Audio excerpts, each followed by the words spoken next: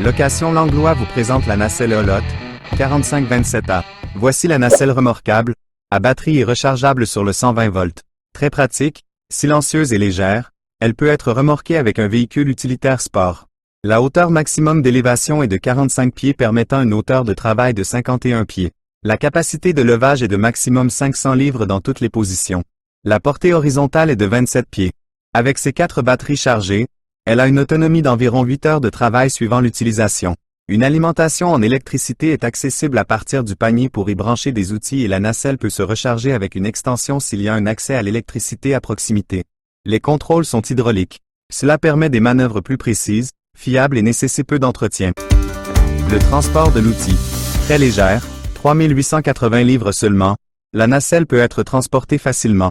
La conception allégée permet que le transport d'un site à l'autre soit plus économique et plus efficace. La console doit être retirée de la plateforme et transportée dans le véhicule du client. Le remorquage de la nacelle doit être fait avec précaution. Il faut parfois relever la nacelle à l'aide des pattes stabilisatrices pour pouvoir relever la béquille située sur la flèche.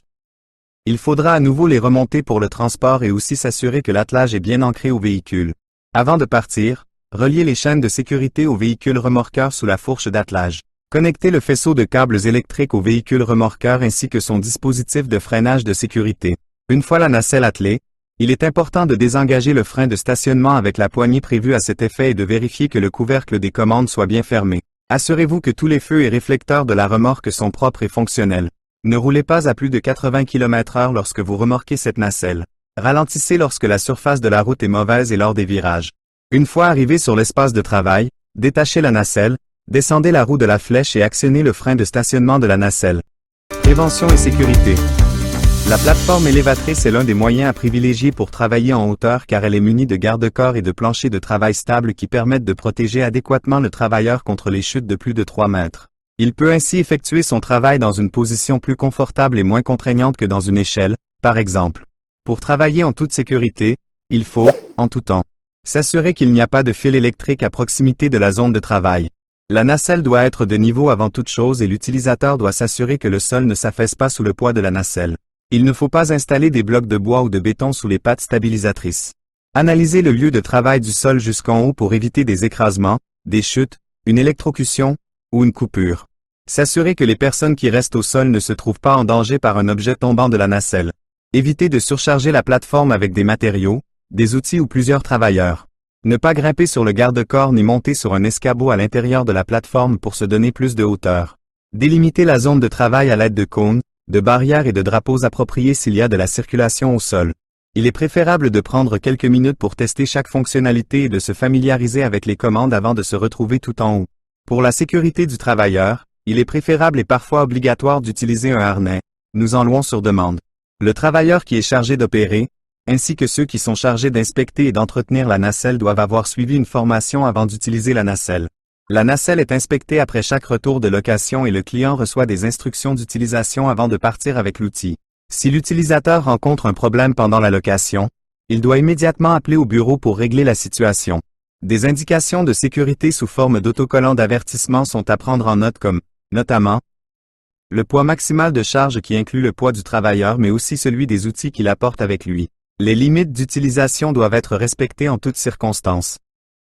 Chez Location Langlois, nous rappelons aussi à l'utilisateur de remettre la nacelle à son point initial avant de descendre et de remonter à l'intérieur du panier pour ne pas endommager l'outil.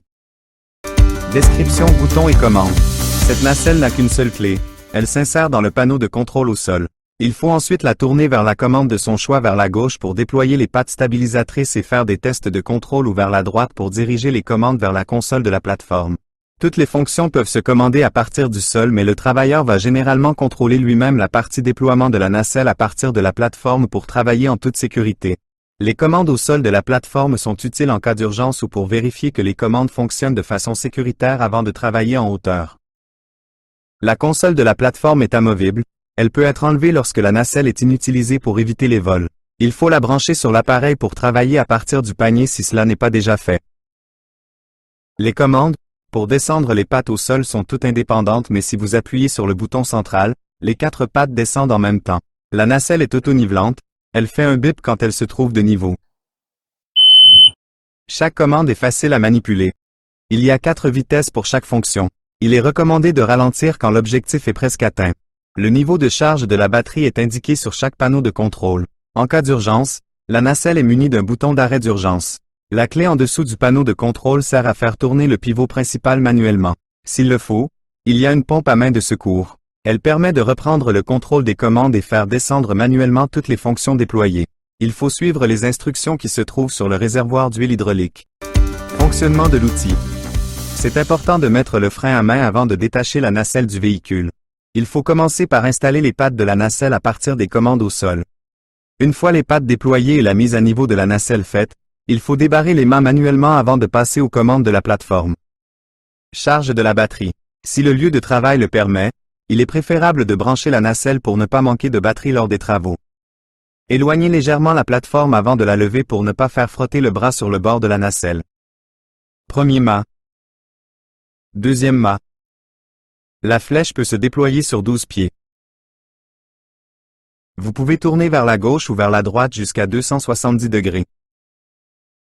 Vous pouvez pivoter le panier vers l'avant et vers l'arrière. Il y a 4 vitesses de manœuvre disponibles.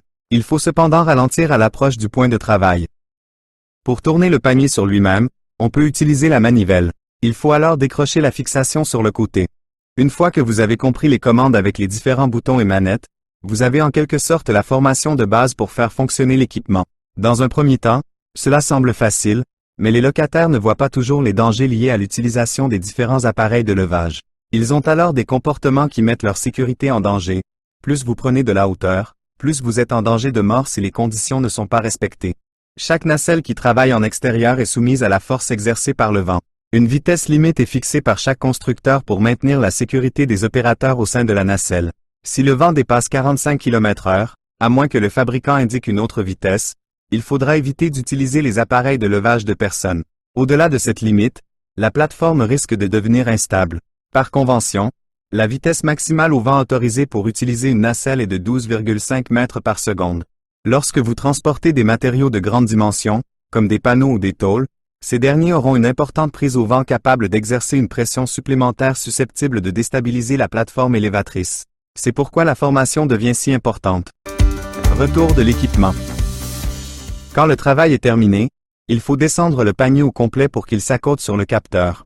Si le panier n'est pas descendu au complet, les pattes ne voudront pas se relever. Ensuite, il faut passer à la commande au sol avec la clé pour monter les pattes stabilisatrices. Barrer les mâts manuellement. Débrancher l'alimentation électrique et enlever la clé pour ne pas la perdre lors du transport. Pour le transport, il ne faut pas oublier d'enlever le frein à main, brancher le câble de lumière ainsi que le câble de frein de sécurité, accrocher les chaînes et relever la patte au crochet d'attelage. La console doit être retirée de la plateforme et transportée dans le véhicule du client.